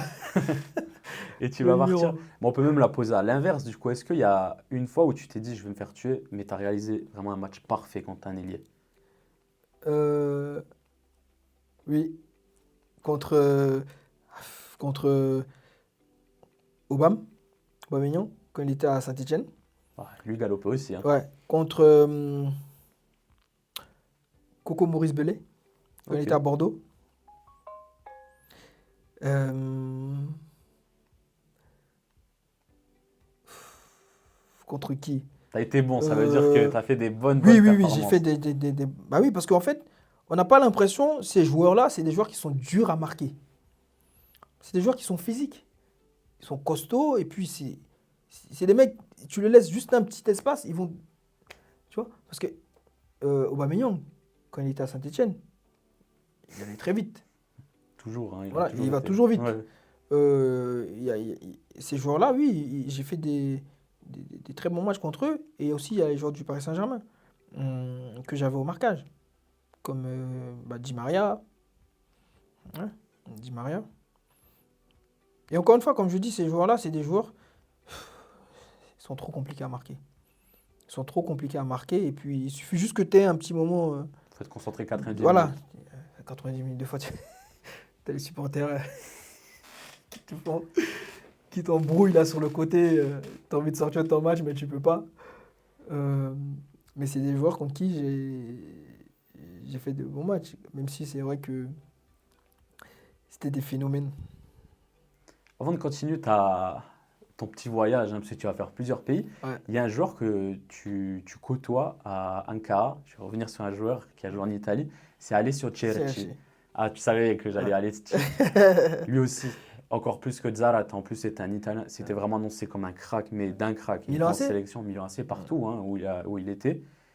Au final, même l'Atlético, à un moment, il était à l'Atlético de Madrid c'est vrai. et sa carrière, elle est descendue et c'est vraiment dommage. Toi, t'en pensais quoi du joueur? Tu l'as côtoyé au Oui, j'ai quotidien? contrôlé. Bah, encore une fois, c'est pareil que je te disais Zarate. avec Zaraté. C'est des joueurs, ils sont arrivés blessés. Et lui, il avait aussi, je crois, deux problèmes de ligaments croisés. Bah, en tout cas, Ouais, il c'est avait. beaucoup les blessures Voilà, qu'il avait les touchées. blessures, voilà. Donc, il était un peu boitillant. Il avait un peu de mal. Mais c'est des joueurs, tu le sens, pas de gauche. Ouais, bah, c'est Tu vois. Et chirurgical. c'est pour ça que ces joueurs-là, ils ne sont pas passés au Milan AC ou Atlético pour rien. C'est des joueurs qui sont bourrés de talent. Et je ne sais même pas s'il n'a pas fait de sélection en Italie, Si, si, Chelsea, tu vois. il était beaucoup en Tu vois, sélection. je te le dis. Et c'est des super joueurs. C'est des Mais joueurs qui marquent en malheureusement, plus. voilà, c'est des joueurs qui marquent. Et malheureusement, bah, quand ils arrivent dans ces clubs-là, ils n'arrivent pas forcément en bon état. Donc c'est ça qui fait que c'est difficile. Mais sinon, tous les matchs qu'il a fait, du moins tous les matchs qu'il a eu à faire, des super joueurs. Tu vois qu'il était différent Ouais, quand même, hein, tu que vois, c'était un autre step. c'est talentueux. Après, tu vas décider de faire un petit tour de la Turquie, Samsun ça. Sport, Samsun. Denizlispor. Ouais, Denizli. Et pourquoi du coup rester en Turquie? C'est encore cette fois-ci, c'est des clubs qui te voulaient et Ouais. toi, tu n'as pas voulu aller en France ou autre Ouais. part. C'est vraiment des clubs qui avaient un petit projet intéressant et qui te voulaient. Ouais. C'était des clubs qui me voulaient. Samsung avait un nouveau projet avec le président. euh, c'était la période de Covid. Et j'avais ce club-là et un autre club en Turquie. Mais je fais le choix d'aller dans ce club-là parce que le feeling il est bien passé avec le président. Et puis en plus de ça, sa fille, c'est la marraine de ma fille. Ok. Donc on avait gardé de bons rapports. Et puis moi, je suis quelqu'un de parole quand même parce qu'il était dans une situation assez difficile. Et il voulait vraiment que je vienne dans son club. Et je lui ai dit, écoute, voilà, moi j'ai tel club qui me veut. Mais comme on a bien accroché et puis le feeling il est bien passé, je vais venir dans ton club. Et pourtant, c'est un club de deuxième division et j'avais des clubs de première division qui me voulaient. C'est-à-dire que même Voilà. financièrement, c'était moins. C'était moins intéressant. Vraiment, vraiment moins intéressant. Mais je suis allé là-bas parce que le feeling était bien passé. On a eu des réunions plusieurs fois euh, le soir et tout ça. Et voilà. Et après, je fais le choix de partir là-bas, malgré qu'il soit à l'hôpital. Il était à l'hôpital. Donc, Ok. je vais là-bas quand même. Je respecte ma parole. Je respecte ma parole. Et je signe là-bas. Ça se passe plutôt bien parce que moi, j'arrive. euh, le club, il est un peu moins bien. Mais on arrive quand même à accrocher les playoffs où on perd en demi-finale. Et malheureusement, c'était une déception pour lui.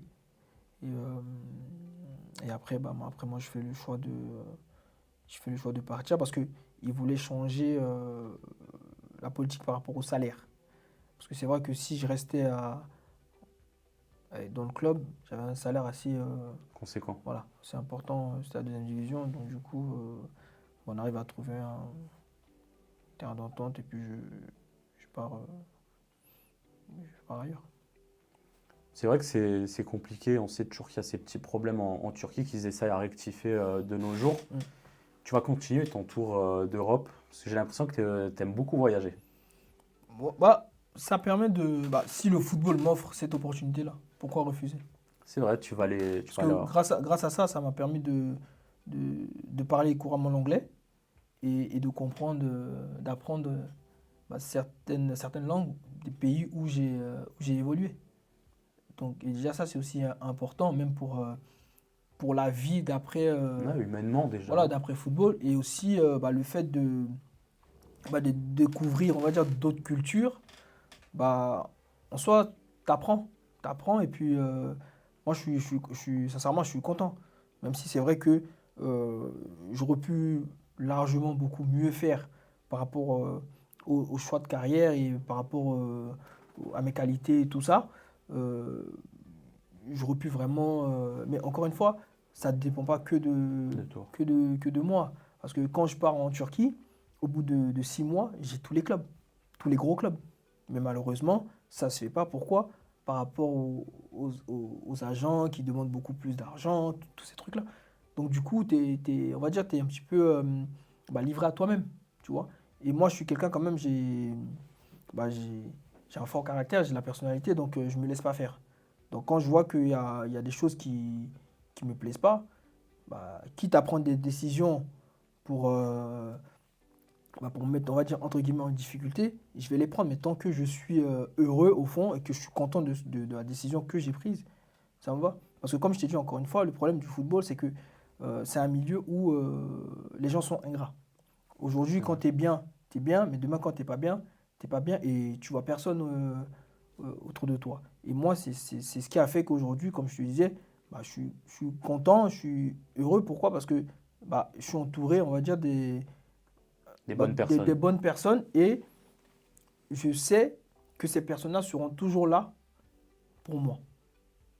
Ceux qui étaient là avant et qui sont partis, ils partent, Dieu merci.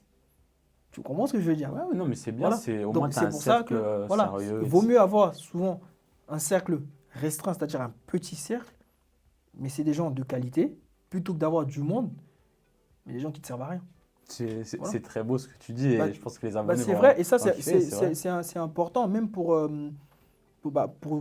des parents qui ont leurs enfants dans le football et qui commencent à rentrer dans le monde professionnel.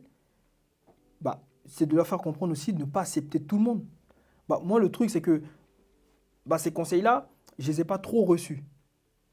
Tu te développes tout seul, un peu sur le tard et tout, mais c'est important aujourd'hui de sensibiliser les parents et de leur dire, ne laissez pas approcher tout le monde. Proche de vos gamins, ça c'est important, parce que un tel vient, le gamin il peut faire, on va dire, n'importe quoi ou pas se concentrer sur le football ou souvent même faire des mauvais choix de carrière. Et de tu vie vois, aussi, au et de final. vie. Voilà.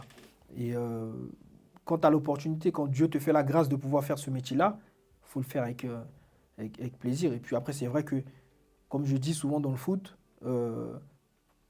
moi je dis 80% de chance.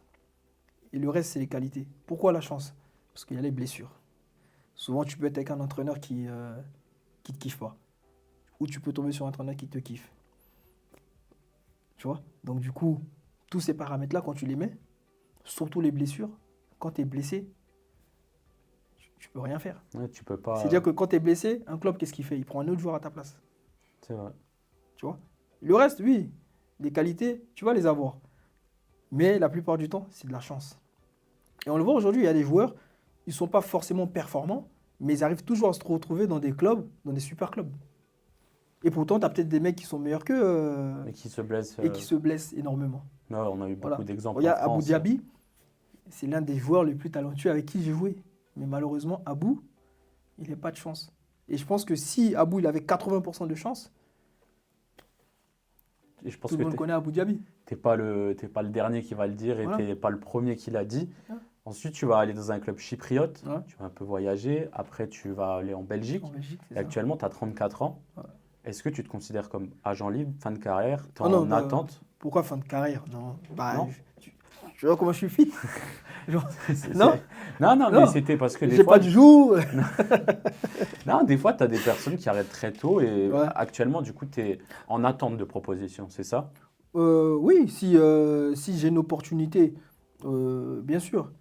Tu sais, quand tu fais ce métier-là, tu sais jamais à quel moment on peut t'appeler. Mais j'ai pas arrêté parce que si j'ai arrêté, bon, peut-être je vais le dire que j'ai arrêté, mais j'ai Ok. pas arrêté parce que la preuve, je suis parti à l'UNFP. Franchement, c'était magnifique. C'était vraiment une très belle expérience. Et puis, je ressors de cette expérience vraiment très, très, très, très content. J'ai rencontré des belles personnes. T'es préparé comme si t'étais en club. Et c'est quelque chose vraiment que je recommande souvent à des joueurs s'ils ont la possibilité d'aller là-bas. C'est une très belle expérience. Donc, je vais à l'UNFP et ça se passe très bien. Ça se passe très bien, je fais les matchs et tout ça. Et puis voilà, si j'ai l'opportunité, j'ai la chance d'avoir un projet intéressant, un club intéressant, oui, moi je suis ouvert à tout. Comme je dis, je vais où on me veut. C'est vrai. Voilà, C'est je vrai, vais où on me veut. Je ne vais pas aller où on ne me veut pas. Parce que dans ce cas-là, ça sert à quoi? Tu vas là-bas, mais on ne sait pas si on te voulait, si on ne te voulait pas. Non. Quel que soit le club, à partir du moment où un club me fait confiance, voilà. C'est-à-dire que c'est le club qu'il me faut plus ou moins. Voilà. Et là, en 2025, tu as eu encore des propositions? Ouais, j'ai eu deux propositions en Turquie. Ok. Deux propositions en Turquie et une en Malaisie. Et comme je t'avais expliqué, les raisons de pourquoi que je suis pas allé. Et puis voilà, on verra bien si j'ai l'opportunité encore de jouer, j'ai 34 ans, de jouer que ce soit en France ou ailleurs, ou sinon, on verra. On espère que des recruteurs regardent la vidéo, peut-être. Oh, ouais, mais... Non, moi je suis, comme je t'ai dit, je m'entraîne toujours avec un ami à moi qui est préparateur physique. Je fais les séances. Et c'est ça qui permet de rester toujours, Fit. toujours bien, toujours fit. Donc c'est Oui, dire c'est que bien. je suis un professionnel. J'ai toujours été professionnel. Donc c'est important quand même de se maintenir tant qu'on est encore on va dire dans ce milieu, quoi. On a fait vraiment le tour complet de ta carrière. On est vraiment arrivé là en 2025 actuellement quand on tourne. Mais on n'a pas parlé de joueurs précisément que tu as joué. Je ne sais pas si tu as vu, j'ai parlé de quelques joueurs, mais tu as joué avec des plus grands joueurs encore. Ouais. Et nous, on a une petite rubrique qui s'appelle le FD 11 de légende. C'est-à-dire que moi, je t'ai concocté, pour ce qui est selon moi, le meilleur 11 de tes coéquipiers, mais je n'ai pas pris la sélection. C'est-à-dire D'accord. que Ok. tu auras 3 cartes Ok. et tu pourras les insérer dans le 11. C'est-à-dire qu'un exemple, si je t'ai mis un latéral droit qui ne te plaît pas, tu peux prendre la carte et dire, ben moi je mets par exemple Serge Aurier. Ok. Ok, par exemple. C'est parti.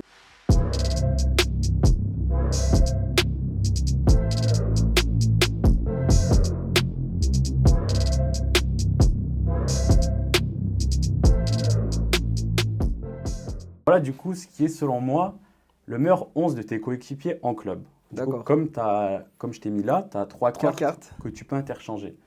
Tu prends la carte que tu veux, t'en parles, tu peux donner une anecdote dessus. Par exemple, si tu prends ton gardien, si tu veux pas le changer, pour toi c'est le meilleur gardien avec qui tu as joué, Ouais. tu le gardes, tu racontes une anecdote, si tu en as, si tu n'en as pas, c'est pas grave, et voilà. Ainsi de suite. Tu commences par ce que tu veux. Attaquant, défense, milieu de terrain. D'accord.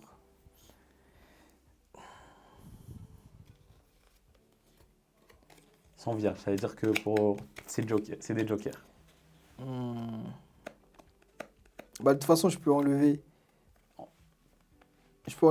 un joueur et le remplacer par un autre. C'est ça. Hmm.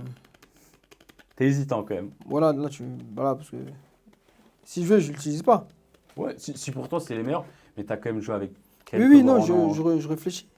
C'est pour ça que tu n'as que 3 choix, au moins c'est restreint.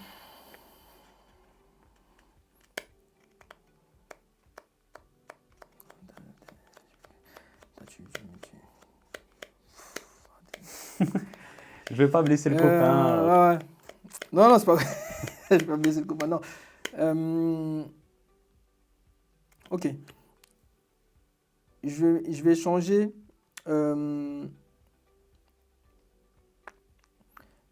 Daniel Vaz par Isla. D'accord? Tu le mets à droite, c'est ça? Ouais, je le mets à droite. Ok, Daniel Vaz. c'est quelque chose on le met là, c'est bon. Ouais, je Et le mets à là, droite. tu peux l'enlever du coup.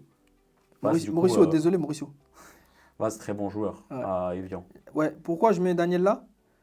Parce que Daniel et moi, on travaillait énormément les coups francs. Ok. Voilà. Donc, quand au départ il arrivait à Evian, c'était assez difficile pour lui. Bah moi, je jouais, donc lui, il voulait aussi jouer. Donc, c'est comme ça que de temps en temps, il passait même plus haut, où il jouait dans l'axe. Et c'est quelqu'un. Il y a eu beaucoup de respect. Il y a eu beaucoup de respect. Il venait de Benfica, en prêt. Il voulait forcément jouer. En plus, il était international danois. Et on se respectait énormément. Et comme je te dis, on travaillait les coups de pied arrêtés ensemble. C'était bon en coup franc en vrai? Bah, j'ai dû mettre un 2 buts dans le championnat de France. Ouais. Je mets un 2 buts. Et lui, il était très très bon aussi. Il était sur très coup bon. franc. Avec votre Ouais. maillot d'Evian, avec tous les sponsors, etc., qui est un peu C'est ça. iconique. Et le changement que je voulais faire là, c'était par rapport au milieu de terrain. Ok, ben il te faut un milieu. Ouais. Bah, en fait, je voulais mettre Las en pointe basse et associer Dimitri et Mathieu. Comme ça fait un 4-3-3 avec une pointe basse. Ok. Lassana Diarra, Jimmy et Mathieu. Et mettre Dédé Ayou à gauche. Dédé Ayou à gauche, Ouais. ok. Tu t'es super bien entendu, je pense, avec Ouais. Ayou, Et, ça se voit. Oui, et puis Dédé, c'est le parrain de mon fils. Donc, Ok, ouais. Donc, et puis c'est super joueur. Super joueur, et puis il faisait partie de l'âme de Marseille.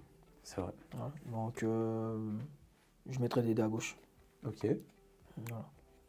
Donc, je peux changer là. Ouais, tu peux on peut le dire comme ça oralement. Ok, et bah alors- donc du coup, je mets Ouais. André à gauche et je passe en pointe basse avec, comment ça s'appelle? Las Diarra et Mathieu et Jimmy devant lui. Je voulais mettre Abou, Ça tombe, c'est pas ouais, grave. c'est pas grave. Je voulais mettre Abou Diaby, mais bon, je pars sur c'est le même calibre. Las Diarra, Pas mal, là, Abou, Diarra, hein. ouais. Donc je pars sur Las. Et le trio, je pense qu'il est très beau. Et je regarde encore une autre. T'en as 2 encore. Ouais.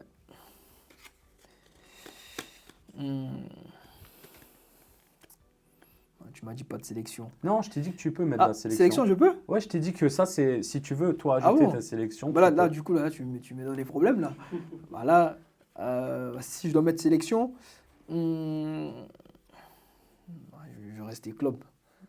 Je vais C'est rester quoi, club, on parce que va faire sélection. que club. Allez, on Bon, fait que ça, on bah met pas oui, de parce que sélection. sélection, Mais là, sinon, c'est sélection, Didier, bah oui, Yaya, voilà, tu Kolo, vois. Après, c'est. Zokora et Voilà. tout ça. Donc, bah oui. Ok, Non, bon, on je va vais rester rester club. club. Je vais rester club. Club, qui? J'ai mis Dédé Ayou, À gauche. Dédé Gignac. Ouais.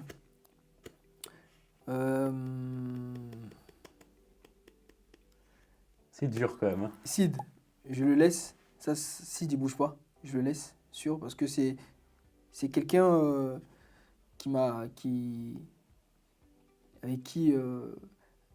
des bons souvenirs et puis qui m'a vraiment conseillé.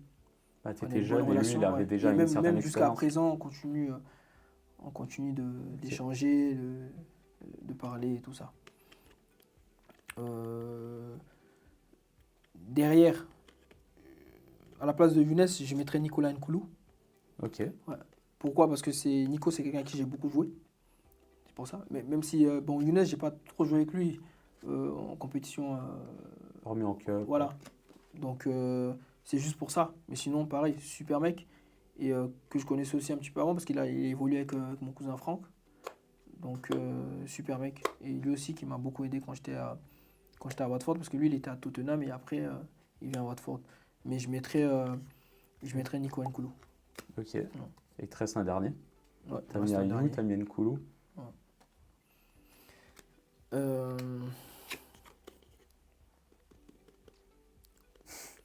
C'est dur, hein? Ouais, c'est très dur.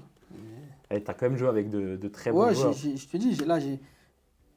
Désolé les mecs, ceux qui sont pas là, mais.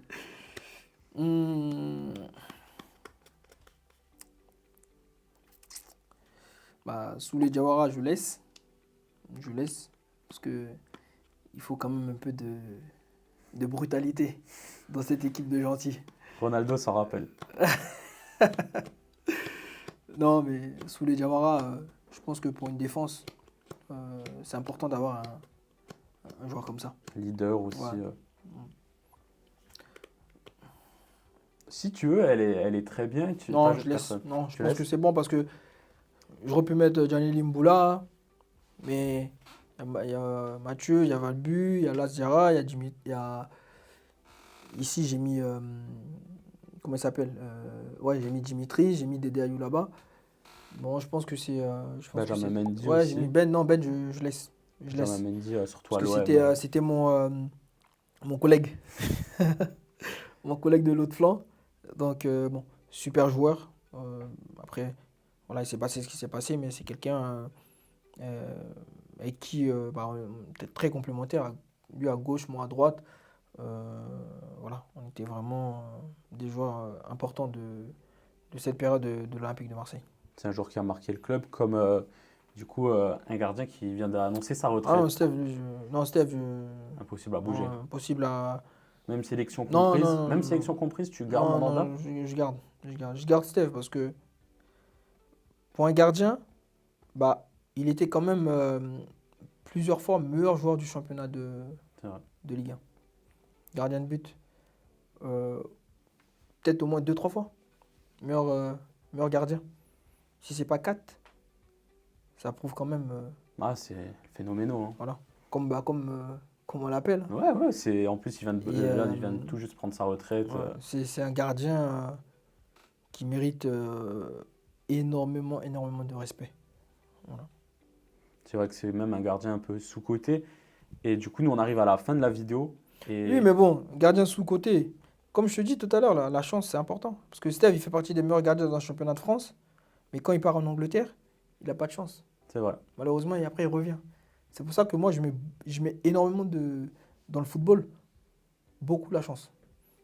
Parce que quand tu as la chance, tu as des opportunités qui s'offrent à toi. Même si tu n'es pas spécialement bon, tu peux avoir des opportunités. Et quand tu regardes aujourd'hui, encore une fois, tu vois, il y a certains joueurs qui ne sont pas forcément prêts pour évoluer dans certains clubs, mais qui arrivent à être là-bas parce que peut-être un tel s'est blessé, un tel a été transféré là, là, là, là, là.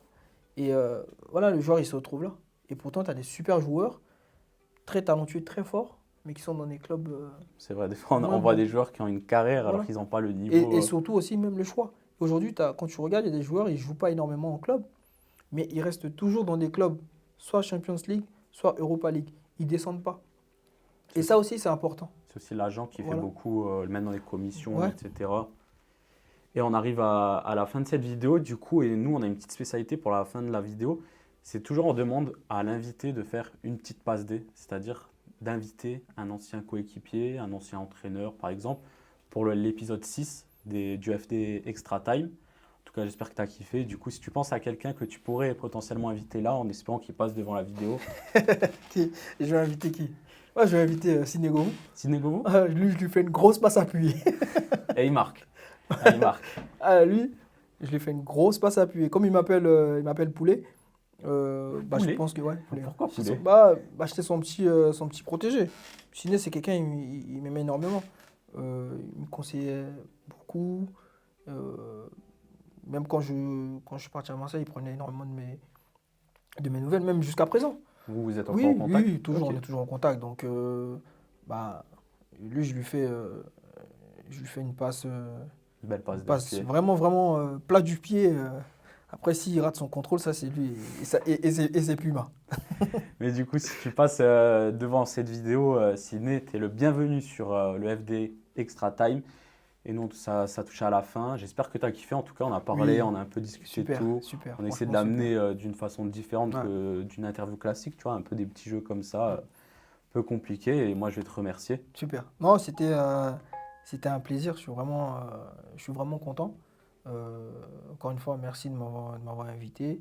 Et puis, je vous souhaite que du bonheur. Et puis, prenez plaisir dans ce que vous faites. C'est ça, la Voilà. passion avant tout, la chance aussi. Tu Ouais, parlais beaucoup de ouais. chance. Ah oui, la vie en général, c'est de la chance, hein. C'est vrai. Et du coup, nous, on va se retrouver pour un épisode 6 en espérant que vous avez kiffé l'épisode 5 avec ce grand monsieur du football. Ciao les gars. It's not a game, it's a rich thing.